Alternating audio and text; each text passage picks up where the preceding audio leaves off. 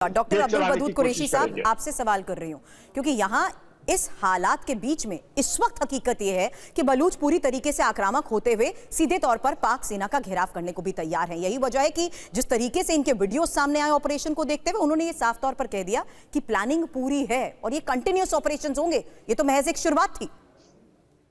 मैं गुजारिश करूंगा जब मेरी बात पूरी सुनिएगा। देखें, बलूचिस्तान को भारत क्या अलग मुल्क मानता है? वो पाकिस्तान का हिस्सा है। भारत उसे पाकिस्तान का हिस्सा मानता है। अगर घर के लोग कुछ नाराज हैं या ज्यादती हुई है तो घर की बात है। अगर बलोच नाराज है या पंजाबी कोई नाराज है या सिंधी नाराज है या कश्मीरी नाराज है तो घर की बात है। नाराजगी होती है, बर्तन भी आपस में होते हैं, मियाँ बीवी की भी लड़ाई होती है। इसका मतलब ये तो नहीं होता कि अगर आपके यहाँ भारत की 8 रियासतों में शिमाली वहां पर जो है वो अलहदगी पसंदी की तहरीक आजादी के झंडे लहराए जाते हैं तो हम उस पर शादियां बजाना शुरू कर दें। इनकी आवाज कौन सुनेगा? पिछले कई घंटों की इस घटना बात होती है। अच्छा, तो बातचीत कोई अभी तक क्यों नहीं हो पाई? मेरी गुजारिश सुनो, लोग सुनते हैं, लोग बात करते हैं, बात नहीं भी करते। घर में भी लड़ाई होती है। एक इलाके में हम रहते हैं तो एक थाने में एक थानेदार ना। अच्छा, एक बात बता दीजिए, जब से ये पूरा घटनाक्रम हुआ है, जिस तरीके से ट्रेन हाईजैक हुई है, प्रिजनर्स एक्सचेंज को लेकर कोई बात हुई? ये हुई, बहुत सारे लोगों ने की। बुनियादी तौर पे भारत को भी इसकी मजम्मत करनी चाहिए। नतीजा क्या हुआ कि आज आप खुद वहां पर बमबारी करते हुए आम नागरिकों को टारगेट करने लगे हैं?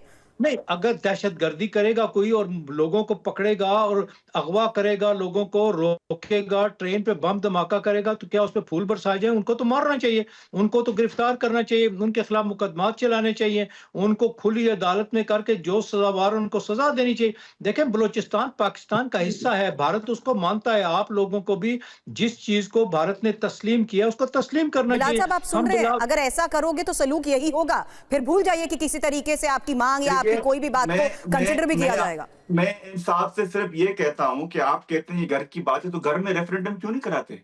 आपने वहां पे 3-3 किलोमीटर पे चौकियां बनाई हुई हैं। हाँ। आपने बाग लगाया हुआ है। हम कश्मीर में रेफरेंडम करा रहे हैं ना। देखें, आप बात कर रहे तो मैंने बात नहीं की। आप बात कर रहे तो मैंने बात नहीं की। अच्छा, आप बात करें तो मैंने बात करा, जरा सुनने की भी देखिए,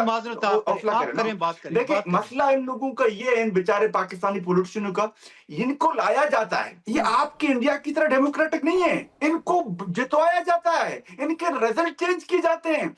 75 सालों से बेचारों ने आज तक अच्छा इलेक्शन नहीं देखा है। कहने का मतलब है, these are the people, they are coming from the same GHQ. कभी उसको लाते हैं, कभी हामिद खान साहब सुन रहे हैं, ये आपके अपने लोग हैं जिन्हें आप बलूच कह रहे हैं। वही आपकी डेमोक्रेसी को किस तरीके से दुनिया के सामने रख रहे हैं कि किस लेवल पर, हर लेवल पर ये फेलियर है।